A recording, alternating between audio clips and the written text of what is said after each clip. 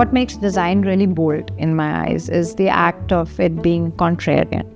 Abaxial and what it really stands for as a firm is not about its architecture. What Abaxial really does is try to instill the values of what is a good practice. So we at Abaxial firmly believe that our design comes out of actually discussion. Our studio is actually a little unusual. It's an open space. We have an open studio. In fact, none of us have cabins or partitions. The reason is primarily that we believe that design is interactive. It's a process. It's not one person, figment of one person's imagination. It's a collaborative process. The space is such that, we've used we have a mix of very natural kind of materials. We have a lot of, impact of natural light. We even plug it in to, we have a lower basement and an upper floor, and we sort of make sure there's a lot of natural light. People are interacting. There are outdoor spaces. People can go and sit wherever they want. We don't have fixed seating in our office. We allow people to choose where their comfort level is, and they can design in different zones.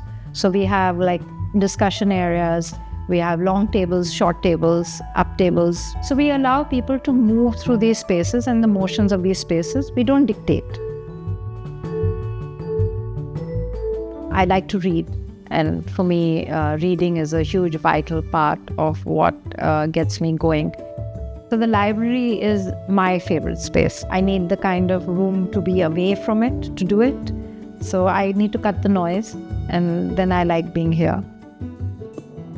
One project which is really, really close to my heart, and I should tell you about it, is all the way up in Ladakh.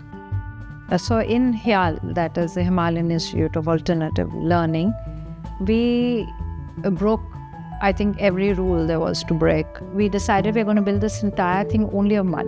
So a very beautiful one is a Catalan dome, which is done, experimented with and done in their amphitheater. And then there's a sports block coming up with this massive dome on top of it, using mud in various forms, mixed with straw clay and natural. And it will have zero electricity connections or anything of this sort. We're going to just generate everything on our own.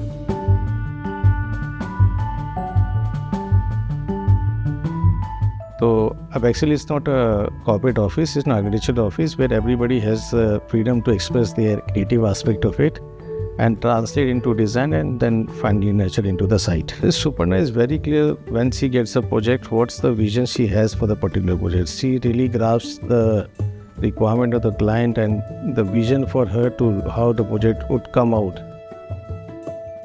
So working with Suparna ma'am is like always pushing your boundaries, thinking out of the box. It's kind of fun working with her. Everyone is friendly. There's no hierarchy between seniors and juniors. So we discuss a lot about politics also, our personal lives, our growth, our aspirations, admirations, everything. So that is quite fun. I suppose I could have a lot of advice. All my gray hair, it gives me a lot of gravity here. Acknowledge the failures. They are more important than the wins. We have to acknowledge every time that, yes, we win some, we lose some. I think what every architect actually really needs to know is that they don't do everything by themselves. I know most people would say, no, we're architects, we can't go out and change the world. But why can't we try?